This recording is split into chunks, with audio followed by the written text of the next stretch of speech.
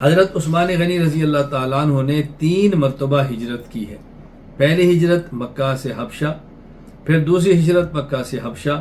پھر تیسری ہجرت مکہ مکرمہ سے مدینہ منورہ۔ میں تینوں کا ذکر کر دوں۔ پہلی ہجرت امام ابو محمد عبد الملک بن ہشام المعافری رحمہ اللہ، وفات 217 میں ہے۔ یہ السیرۃ النبویہ لابن ہشام میں نقل کرتے ہیں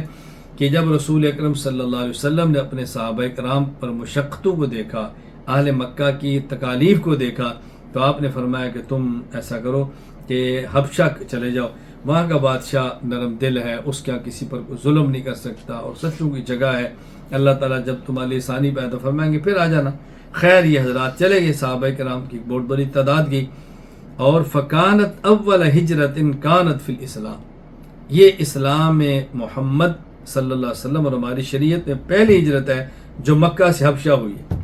اور وکان اول من خرج من المسلمین، اور پہلا شخص جو ہجرت کر کے مکہ سے حبشہ جانے والا ہے وہ عثمان رضی اللہ تعالی عنہ ہیں، اور ساتھ آپ کی بیوی رقیہ بنت رسول اللہ صلی اللہ علیہ وسلم بھی ہے۔ یہاں ایک اشکال اور اس کا جواب ذہن نشین فرما لیں۔ ایک اشکال یہ ہے کہ نبی کریم صلی اللہ علیہ وسلم نے ان مصائب میں صحابہ کرام کو فرمایا کہ تم ہجرت کرو، اور خود آپ نے ہجرت نہیں کی، خود آپ مکہ مکرمہ میں تھے، تو صحابہ ان مشکل حالات میں اللہ کے نبی کو چھوڑ کر کیسے مدینہ ہجرت، کیسے وہ حبشہ چلے گئے؟ یعنی یہ کیسے ممکن ہے کہ صحابی جو پیغمبر پاک کا غلام ہو وہ حضور کو مشکلات میں چھوڑ کر خود ملک چھوڑ کر دوسرے ملک میں چلا جائے؟ بظاہر تو بہت عجیب لگتا ہے، لیکن بات ذہن نشین فرما لیں کہ اگر آپ اس روایت کے الفاظ پہ غور کریں گے تو اشکال ختم ہو جائے گا۔ ابو محمد عبد الملک السیرۃ النبویہ لابن ہشام میں فرماتے ہیں فلما رأى رسول اللہ صلی اللہ علیہ وسلم ما يصيب اصحابہ من البلاء وما هو فيه من العافیہ بمکان من اللہ ومن عم ابی طالب وانه لا يقدر على ان يمنعه مما هم فيه من البلاء۔ مسئلہ یہ تھا کہ نبی کریم صلی اللہ علیہ وسلم کے اوپر بھی تکالیف تھی، صحابہ کرام کے اوپر بھی تکالیف تھی، لیکن نبی پاک صلی اللہ علیہ وسلم صحابہ کرام پہ آنے والی تکالیف کو روک نہیں سکتے تھے،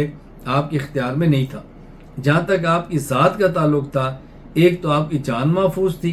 اور دوسرا آپ کے اوپر آنے والی بعض تکالیف رک جاتی۔ نمبر 1 اللہ تعالیٰ آپ کی خود حفاظت فرماتے، نمبر 2 ابو طالب زندہ تھے اور آپ کے پشت پہ تھے، تو یہ 2 صورتیں ایسے جس میں آپ کی تکالیف کم ہو جاتی، اور بقیہ صحابہ کو روکنا ممکن نہیں تھا، بقیہ صحابہ پر آنے والی تکالیف کو روکنا ممکن نہیں تھا۔ اس لیے آپ نے صحابہ سے فرمایا کہ دیکھو میں تو محفوظ ہوں، ایک تو اللہ تعالیٰ میری حفاظت فرما رہے ہیں، اور دوسرا میرے ساتھ چچا ابو طالب میرے سر پہ ہے، یہ 2 چیزیں تمہارے پاس میرے درجہ کی نہیں ہیں، لہذا تم ہجرت کرو۔ وگرنہ صحابہ کرام رسول اللہ صلی اللہ علیہ وسلم کو مشکلات میں چھوڑ کر کیسے جا سکتے تھے؟ آپ خود ذرا اندازہ فرمائیں۔ اچھا، ایک وقت آیا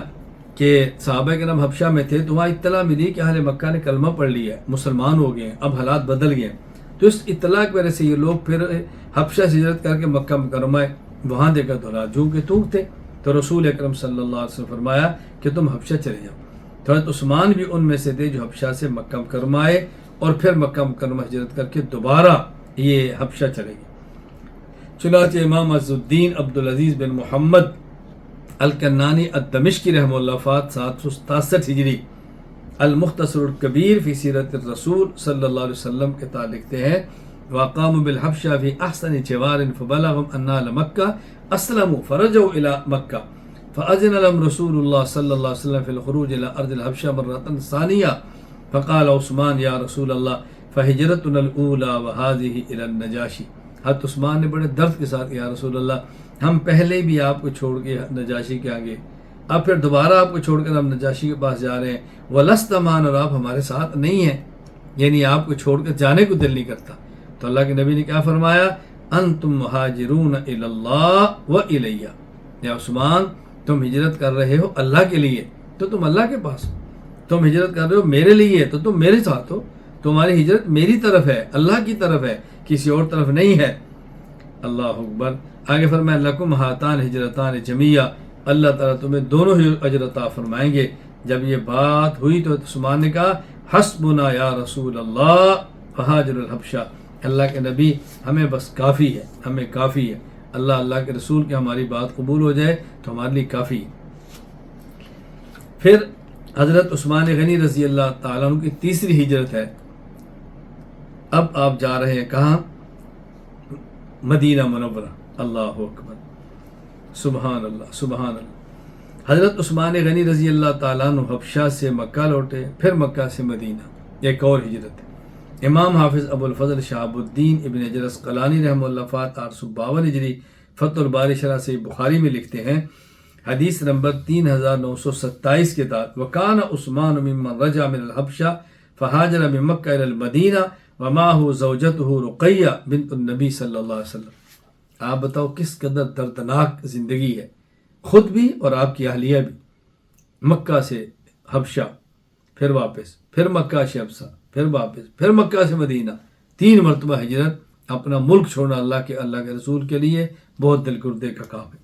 بہت دل گردے کا کام۔ امام ابو الحسن علی بن ابو المکرم محمد بن محمد الشیبانی ابن اسیر الجزری رحمہ اللہ فات 630 ہجری اسد الغابہ فی معرفت الصحابہ حدیث نمبر 995 کے تحت لکھتے ہیں وہاجرا کلاہما الی الارض الحبشہ الی الارض الحبشہ الہجرتین ثم الی مکہ وہاجر المدینہ، کہ ان دونوں نے، خامد اور بیوی عثمان، ان کی بیوی رقیہ رضی اللہ عنہ نے، دونوں نے ہجرت کی ہے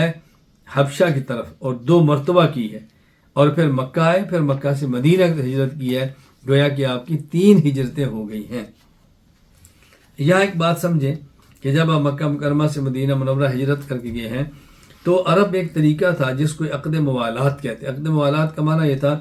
کوئی شخص کسی دوسرے قبیلے میں داخل ہونا چاہتا تو معاہدہ کر کے داخل ہو جاتا، اسی قبیلے کی طرف یہ منسوب ہوتا، اور اس قبیلے خوشی غم میں اس کی خوشی غمی ہوتی، ان کا دکھ درد ان کا دکھ درد ہوتا، حتیٰ کہ اس کے مرنے کے بعد اس کا ترکہ بھی اسی قبیلے میں تقسیم ہوتا، میں شمار ہوتا۔ فرق کیا تھا؟ یعنی اس وقت ظلم کیا تھا کہ ان کا غلط معاہدہ تو پھر بھی ساتھ، ٹھیک معاہدہ تو تب بھی ساتھ، یعنی وہ غلط کہیں یا ٹھیک اس میں اس کے ساتھ چلنا تھا۔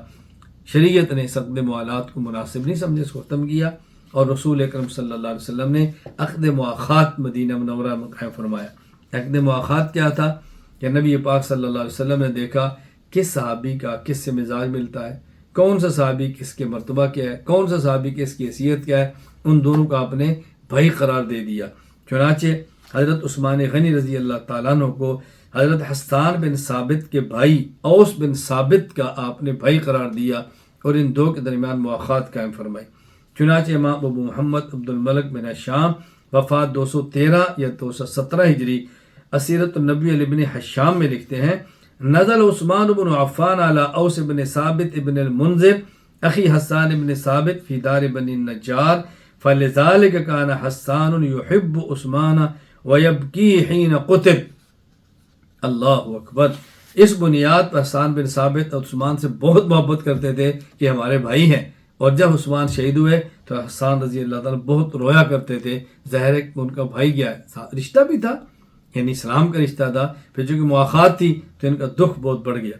امام ابو عبداللہ محمد بن سعد بن منی الہاشمی البغدادی رحمہ اللہ وفات 230 ہجری الطبقات الکبریٰ لابن سعد میں لکھتے ہیں ام محمد ابن ابراہیم عن ابی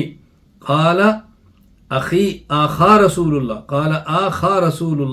صلی اللہ علیہ وسلم بین اوس بن ثابت و عثمان بن عفان، کہ نبی کریم صلی اللہ علیہ وسلم نے حضرت عثمان اور حضرت اوس بن ثابت ان دونوں کے درمیان مواخات اور بھائی چارے کا رشتہ قائم فرما دیا تھا۔